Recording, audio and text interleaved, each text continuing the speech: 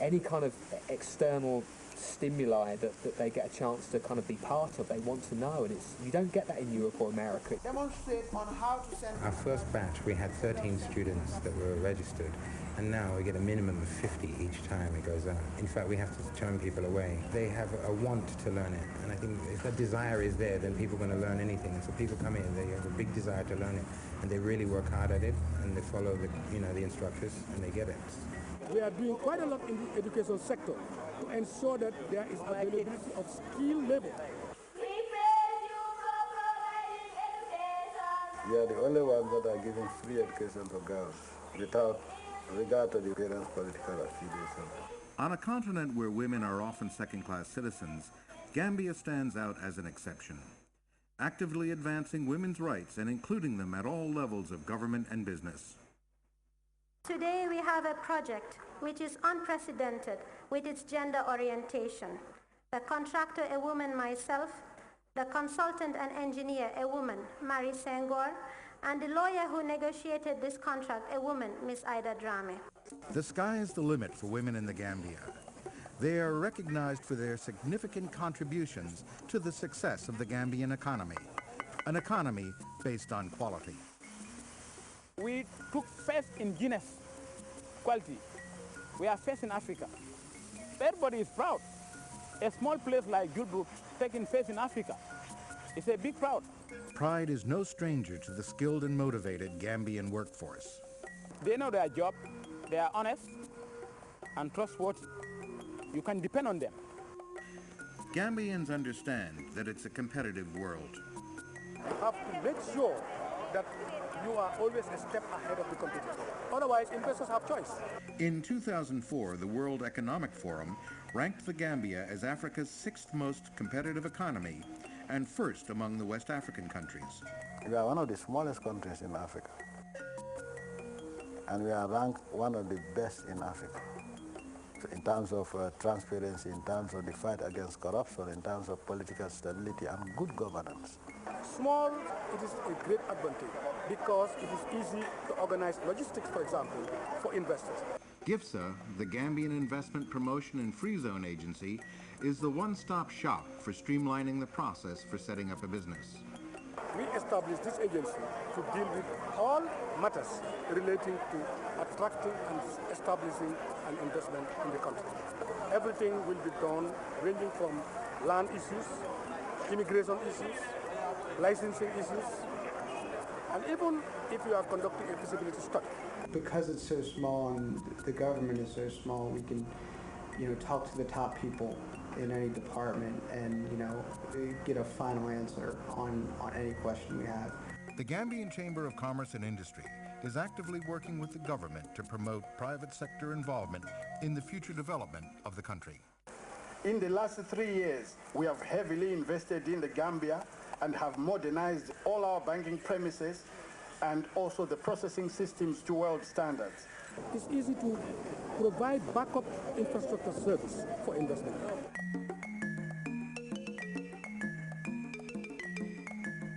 Communications technology and highways are bringing even remote corners of the Gambia within reach of the world. The infrastructure all around here is growing.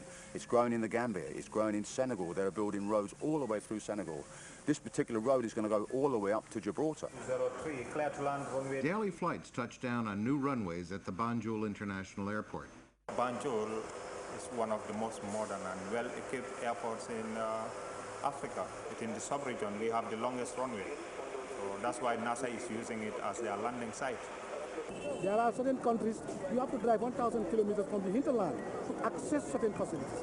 That is not the case with Gambia. Modernization is everywhere. Cell phones and cyber cafes are just a few of the signs of a country wired for business. The growth in IT in this country puts us in touch with the world and opens up all those horizons for us. From any computer terminal, whether in your house or whether in a cyber cafe, you can get information, whether it's for education, personal, whatever. From vocational skills to healthcare, education, and farming, NGO involvement in developing the country is invaluable. The government has created the enabling environment as well to encourage organizations from the outside to come and participate in national development. we have reached a point where communities quite clearly know what their needs are.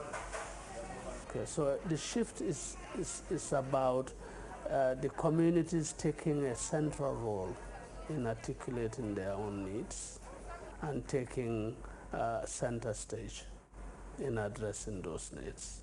You can have resources, you can have natural resources in abundance, but if you don't have a committed leadership and a dedicated people, you cannot get anywhere.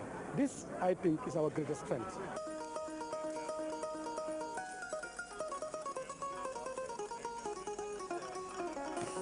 Which better place can we live in West Africa better than Gambia? Hustle-free, people are proud but friendly enough. People are peaceful. In fact, I say the most peaceful country within West Africa.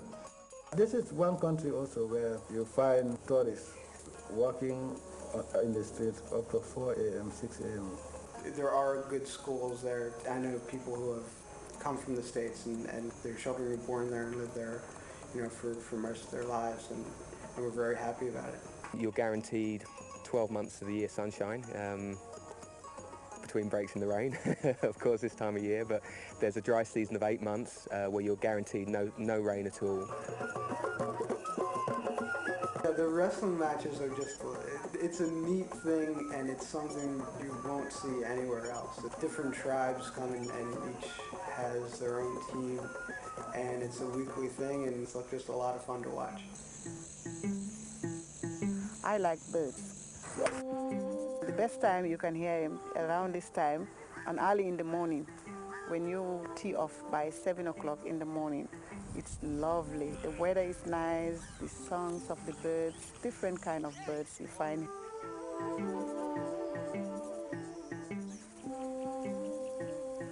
Normally you see like these huge lizards, and normally in England you don't really see any lizards, say. And monkeys as well, you see them in zoos, not like in their natural habitat really. There's bars, there's restaurants, there's casinos, there's the beach, there's kind of the local nightlife, and it's just a lot of fun being there.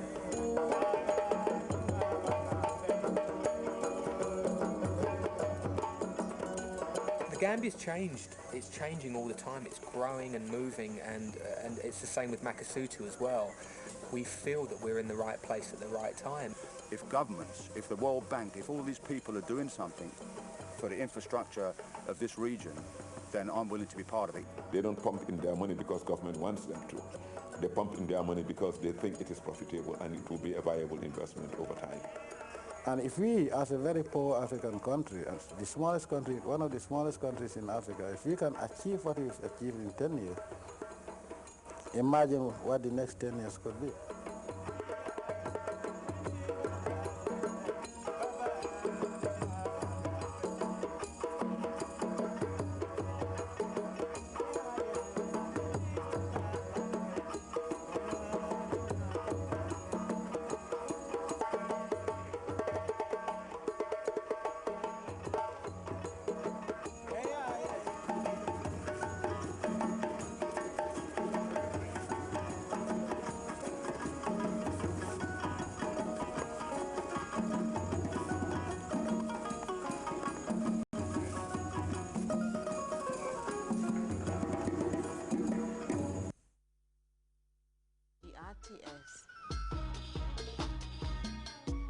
From hard news. I want to direct this question to the FAO. The Human Interest Weekend Spectrum is the program that spices up your weekend with news, breaking events in and outside the Gambia. Meet the people who inspire others to think and change the world. These culminated experiences were able to show anybody in New York that I'm somebody who's tough and I'm able to survive and carry out the work that I'm given. So it was a process, a tough one, but all in all, as I said, with the grace of Allah and with the support of parents and with the confidence of coming from a small country like Gambia and having a lot to prove. Focus should be in strengthening families to ensure that they keep their children and also vulnerable families. At this time on GRTS,